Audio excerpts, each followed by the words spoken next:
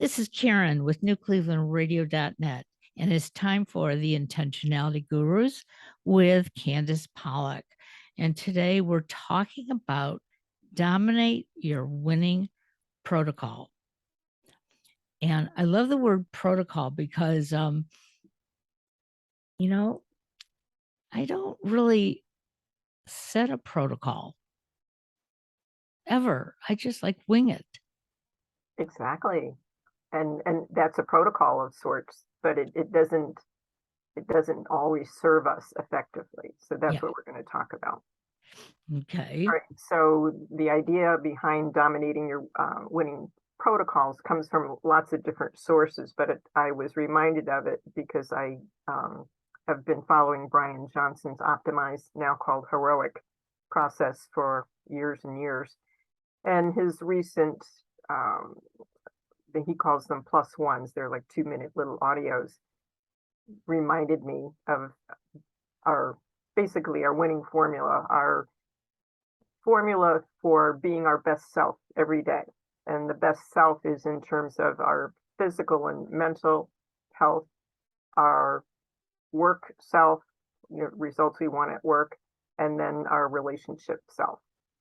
And so how we show up for ourselves, how we show up for our most significant others and the community, and then possibly the world at large, how we may be impacting things. Okay. So when I say those things, what occurs to you in your own life, if you should choose to share some of that? So it's interesting because, and I realized this yesterday, I was really tired when I went into work. My husband wasn't feeling well, so he didn't go into work. And I was being very compassionate about his situation. But I got to work and I thought I was going to fall asleep standing up. And I had to concentrate really hard on being aware of my surroundings yesterday, because in my mind I kept thinking about, my husband's lucky, he's staying home because he doesn't feel good, he's getting the rest he needs, and I'm standing here with almost no customers in the store, and I'm counting the seconds until my shift is over.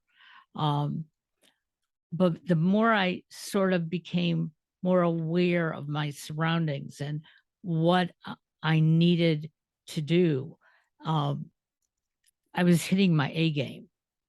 And I didn't realize it till I left and I had to do my report. And as I was putting the information in, it was like, for somebody who, kept thinking about how tired they were and that they weren't accomplishing things, look what I accomplished. And I was almost able to congratulate myself, even though I don't want to work in that manner. I found that obviously I can. When you say you didn't want to work in that manner, Meaning feeling like I was, just dragging through and walking through the motions of everything I was doing. But you if prefer to be able to feel like you're contributing something and doing something meaningful. right. And I didn't see that till I started writing down the information. It was like, oh yeah, I did that. Oh, um, the customer agreed to sign up for training. Wow, I did that, but yet when I was doing it, I felt like I was lacking. I guess that's the best way of putting it. Well, what I love about your response is it brings up a couple of things. So one, what happens when we aren't conscious about the processes we're anchoring to that make a good day for us? And two, well, actually three things. Two, how we can switch it. And then three, how we might look at that and say, what are the things that tend to give me my best days, the most personally fulfilling days, either in terms of our physical and mental health, our work, relationship or fulfillment, and then our personal relationships and those with the others outside of our immediate significant others and possibly the community and world. So when we leave it to chance and we're not being conscious about it, that's how you started the day. Right. Okay. And on a scale from 0, meaning really sucky, to +10, which is, divine, how would you have rated that? Well, when I first walked in, I was a -10. Okay. And, and it's funny that I felt that low because when I walked in, one of the managers who I have a great relationship with looked at me and he saw the coffee in my hand. He said, "We need to get you a pot of coffee." So it was obvious my, the way I looked, the way I carried myself into the store, I looked like I had no energy and wasn't even connecting with anything. I was just like walking like a zombie. But when I started doing what I had to do and probably didn't realize it as much, but probably within about an hour of being there, um, I was feeling somewhat confident, but had no idea why I was feeling confident. So maybe I moved up to a 5 or a 6, but had no idea how I got there and how I was staying there. So by chance, you were able to move the dial on how you responded to the day and how the day felt for you overall. Right. All right. So what if you did that more consciously? More consciously, um, I I I'm not would just, asking you to commit to anything. I'm oh, just right, saying, right.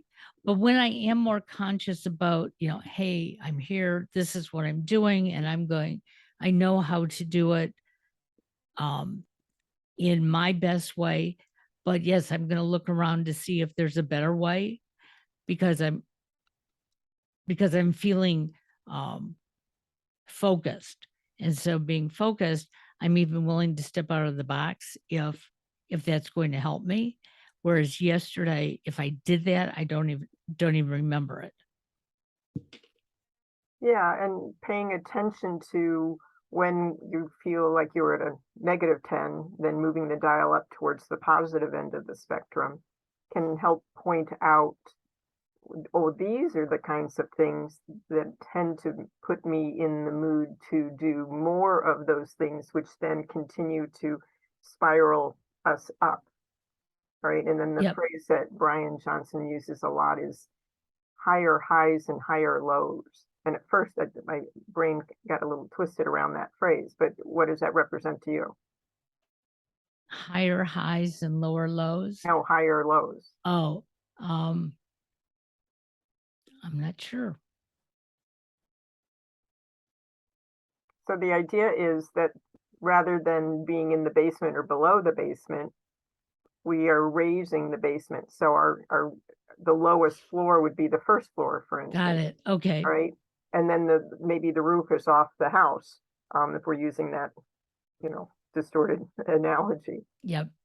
So the spiraling up is just noticing. We talk about it all the time. Just noticing is the first step in anything we've talked about. And we're looking for the hidden iceberg kinds of things that drive a lot of the ways we think, feel, and behave. And so this is an example of it, that we have these protocols. Protocol is technically a computer term, but it's used in that context. But another term for it would be an algorithm. The things we tend to do automatically, if X, then Y. If the coffee pot is in front of me, then I scoop the coffee, or whatever. I don't drink coffee, so whatever the steps we do. So to pay attention to when we feel we're at our best in those 3 arenas, because those 3 arenas are going to sum up our entire existence. All right. And so we can be thinking in terms of just moving the dial like +1 for each day. Just one thing that if I did this, it's going to make my day feel like I'm moving in the right direction. And then over time, we can see just one step at a time, we can see how we have progressed with that. But we're all going to have those days where we either abandon our protocols, the things that we habitually do, or we something occurs and then we just can't respond in real time. I mean, it's just called life. Kind of hits us in the face. So the idea, though, is to know that you have these protocols. The other thing I'd like to call them are guardrails. So they just, it doesn't mean we don't hit the guardrails. It doesn't mean we don't run up on the berm. It just means that if we were to hit the guardrail, it's likely to bounce us back onto the road. Right. So in terms of the one health or mental fitness things that you personally or me or anybody listening can do would be whatever it is you choose. But know that it's that one thing that sets you up. It doesn't have to be the same thing every day. It tends to be, at least for me, it has been, that sets you up to feel good about yourself. It might be those counter push-ups. It might be something else. And, but just to know each day to declare that that happens if nothing else happens. And, maybe you don't go to the gym that day, but if you do this one thing, you'll consider that a check mark for that particular category. And then in terms of work, given that kind of day, before you had it, if you had set a protocol, what might that have been? A pre-intention in essence. Probably what I would have set up is, to try to shake off the mood. Don't, just know that you're going to go in and do your best, and not even put a label on what best means at that point. Because it's one of the things that I've been doing recently. And I'm doing it because I sort of have learned it from a new friend that if I can start out my day, whether I'm feeling good about things or not, coming up with one little thing that's going to make me feel good. So that could be looking outside at the sunshine. It could be taking time to do some blogging and get some of those thoughts out. Sometimes it's even picking up the phone and just calling my husband at work and saying something nice, because that will start to spark me. It will start to put me on track as to, okay, this is how I want to feel. So let's go towards that feeling. Exactly. It's just so spot on. So it reminds me of the native story about the two wolves, where the grandfather was explaining to the grandson about the two wolves, and there's one that is angry and aggressive and dangerous, and the wolf, other wolf that is, nicer or whatever. I'm really bad at telling jokes and telling stories, relating them all. But the point of the story is which one grows stronger in time. And the punchline is the one you feed. And it's the same thing with our thoughts. So if we're thinking in terms of, oh, this is a bad day, da da da da da, and we don't have a way to pull us out of it, or if we don't even have that thought, but we go into the day knowing, hey, I'm going to play this one song that always puts me in a good mood. Way back when it was that I'm walking on sunshine, that real poppy, tune and so on. I'm like, how can you not feel like you're walking on sunshine that day? And I remember an old TV show, Ally McBeal, one of their themes was about having your own theme song. So everybody can have their own version of a theme song, but so it's whatever you decide it is that's going to put you in the best position, more or less orienting your compass to what in that day are you going to do reliably, maybe day in and day out, or in a general theme of things that's going to put you in the best position to have a better day that you can spiral up than just letting life happen. Absolutely. So that would be your protocol. Okay. All right. And then being your winning protocol, because we have protocols, which are, sleeping late maybe, or not eating well, or not taking care of ourselves, not having downtime. I mean, that's a big problem for me. And when I got on the call with you, I mentioned that I didn't follow my protocols, and it started on Saturday. I had to go to a meeting, and I ate some things that I don't normally eat, and I also did some other tasks that took me away from the thing I really wanted to accomplish that day, and I was beating myself up.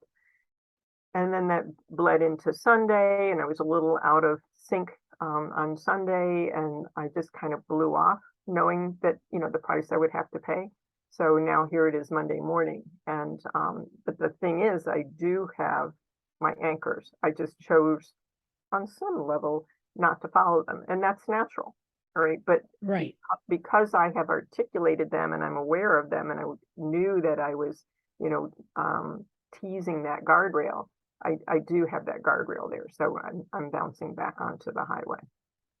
Yeah, and we've talked about this in the past, how we beat ourselves up um, because we know what it is that we want to do. Um, again, whether it's work or personal or whatever. Um, and then when we let things get in the way, at least for me, I don't always look at it as, wait a second, that's okay. I can do that today. Okay. Um, or I can do it for the next half hour or whatever. But I would still say 50% of the time, I'm still beating myself up. You know, wow, I went and took that walk and now I have to play catch up on everything. Yeah, exactly. And yet there are other times it's like, hey, I took that walk. That was really good. Okay, now I'm going to go on to the next thing. And I don't think about the fact that I might not get everything done because in reality, I still get everything done. Yeah, but the other part of it is just to identify one thing, and Brian talks about it as a plus one, the one thing that you need to do that day, and then anything else is gravy, right? But when you were talking, I was thinking, I haven't been giving myself a lot of downtime, even though it does exist. I just in my life, it's I am not being as intentional about my downtime. And so that is undermining my winning protocols. And my weekend plus ones, look, you could not distinguish those between the work week and the weekend. Right. And I've learned this lesson before, but I have not drilled down on it as intentionally as I need to, because this weekend reminded me, oh, I didn't give myself any downtime. I haven't given myself downtime, and I don't foresee that I will have downtime because of this project that I'm undertaking. So the point is to be acutely aware that the protocol needs to be well-rounded, holistic, and it can't be all work-oriented. That's why it's important for the physical, mental health, the work protocol, as well as the relationship protocol. And I know that word protocol can sound so formulaic and rigid, but it's intended to support us, not to bind us. It's not a have to do, it's an anchor that will actually support what we want overall. Well, last week, in our group session, um, one of the participants kept talking about avoidance. And I was sitting there going, oh no, I don't avoid things. I just hit them head on. But It's this the past, topic of avoidance, but nothing else. right. But this week I realized that, because I drilled down on it to the point of, but there are things that I am avoiding. Some which, when I go back and look at it, they really are not important issues or things. And so that's okay that I'm avoiding them. But there have been others that I realized this past week. And, um, I started looking at them and saying, how can I change this pattern of not getting those things accomplished because I'm either um, I have conceived notions on how they're either going to end up, or the other people that I'm involved with are going to um, look at the situation. And so I've been starting to break those things down to little bits so that I'm not looking at this whole picture and being overwhelmed over it. And then, just keep pushing it off to the back. Um, And I it- love that, because what I heard you saying is that you started noticing, that was step one, and then you started to see little specific details or features, not just this big blob of this topic avoiding, and then you can address individual features or details, because the Exactly. other part just seems like too big and amorphous. And I think if she hadn't talked about it herself, I probably wouldn't have acknowledged it. But I remember last week just sitting on this end going, that's me. Wow, I'm doing that. Like, really? No, that's not me. And then the next morning I woke up and I started thinking about it. And I realized there was something I was avoiding at that moment in time. And that's when I thought, well, why? I got to look at it a little deeper. Why am I avoiding it? Is it something that um, I really cannot do? Or is it something I really just don't want to do? And yeah, I made pros and cons on a piece of paper. And then all of a sudden it was like, hey, yeah, I think I'm going to tackle that now. Well, and I so appreciate you saying it the way you did, because I mean, that for me is the whole point of the intentionality gurus, is just to pay attention and to notice those things, and to at least be open to, gee, I'm going to look at this, and then maybe there's something here for me. It doesn't require any action beyond the noticing. And but for most of us, once you notice, you'll see that little fork in the road that we always talk about. Right. It's not always one way. Maybe there's some other options to explore, to notice. And then that's where the choice is. That's where the intentionality comes in. And so in terms of a winning protocol or winning formula, winning algorithm, an algorithm is a yes, if this, then that type of sequence. We can be paying attention to the negative protocols that we follow. When I first went through that exercise, again, it was in that coaching program that I was certified in with Brian Johnson's program. We had to list our top 100 algorithms. All right. But as I was Wow. going through it, I became acutely aware of my 1,000 plus negative algorithms. Like, oh, that's what's getting me the result. But I forgot that lesson, because until I was reminded of this winning protocol lesson, I had forgotten the conversation I had had with myself about, oh, some of these negative protocols, not carving out the weekend for rejuvenation, and just having it look like another weekday. Right. Um, it was part of the culprit. And, when you talk about, carving out the time in the past, I always thought, I had to carve out this huge amount of time. Um, and I will say, probably for the last 20 years, my work has always been basically 7 days a week. But I'm most recently realizing that I can carve out time to not be in the studio. I can carve out time on the weekend to still do other things that I want to do other than my 4-hour shift that I'm working and training. And um, this past weekend was a great example of that because I was, as you know, I was working in Columbus, and my friend Carol now lives in Columbus, and it was like, this is ridiculous. I've been down here 3 or 4 times in the past couple months, and I haven't carved out time to see her. And the two of us did that, and it was only for about an hour, but it was such a refreshing hour that traveling back home, and we had one more work stop to make, um, all that sort of like flew by. You know, um, I wasn't as tired driving to the next assignment.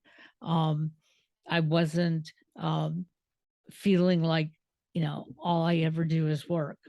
That 1 hour just rejuvenated me.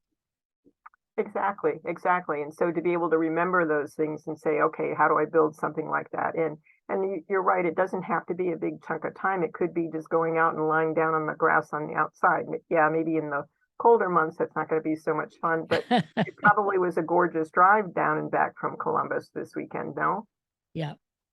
And I can remember a couple of times making that trip and stopping at some apple orchards. I grew up in the Hudson Valley where we had apple orchards Right. everywhere, and we'd go apple picking in the pick your own orchards that were just down the road from us. And, so much fun, and didn't take a whole afternoon necessarily, but it was just something we could do. And then we had the benefit of that, the apples for, bushels upon bushels of apples that we had for the remaining season, and all sorts of things like that. So it doesn't have to even be that elaborate. Well, I sometimes think we hear other people, and especially on social media, about, oh, this is what I did. And it sounds so elaborate and so exciting that we think that that 1 hour that we spend with a friend having a cup of coffee doesn't measure up. And yet, that 1 hour, um, it was a lifetime of feeling wonderful. And my husband was with me, and he got to meet my friend, and the three of us, were just sharing conversation. And I saw the difference in him too. It was like, oh, this is fun. I'm not just talking to my wife, and I'm not just working.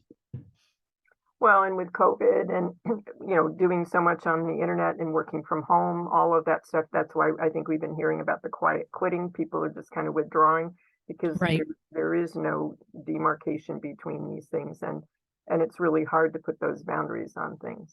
So though, if I were to ask you, if we were in a standard coaching conversation, the general question would be, what's the most valuable thing that occurred to you in this conversation that you might take forward into the week or the rest of the month? What might it be Um, for you? so just reminding myself that, um, you know, fitting in something every day that can doesn't even have to be joy, but gives me satisfaction. Um, and it's interesting because I love doing all my podcasts, but there are some days that I book myself so tight, and tomorrow happens to be one of them, um, that as I'm waiting for my guests to log on, there are many times that I'm thinking to myself, oh, I hope they forgot. I hope they forgot. I hope they forgot. But then once they get on, I'm excited, and you know, I'm glad they didn't forget. So I've got to just sort of, number one, remind myself to fit in something that just brings me some satisfaction, so that um, when I'm feeling overwhelmed or um, exhausted from doing too many things, that it will show me that, I am okay and this is going to work out. Yeah, and I'll hazard a guess that if you were to do that on a regular basis, that the sense of overwhelm, and I'm going to insert a word, dread, that you might feel in that moment will dissipate because you've released the pressure on your thoughts and on your body, Exactly. allowing that outlet. Yep. So Exactly. kudos. Well, I'm hoping that you all have listened intently. Maybe you have some ideas that you would like to share with us. Um, and again, we encourage you to be part of the Intentionality Gurus and to follow Candace on her Facebook page and her website. Um, I'm always adding a little bit of information out there from our podcast for all of you. Thank you and have a great day. You too. Make it a great day. Bye bye.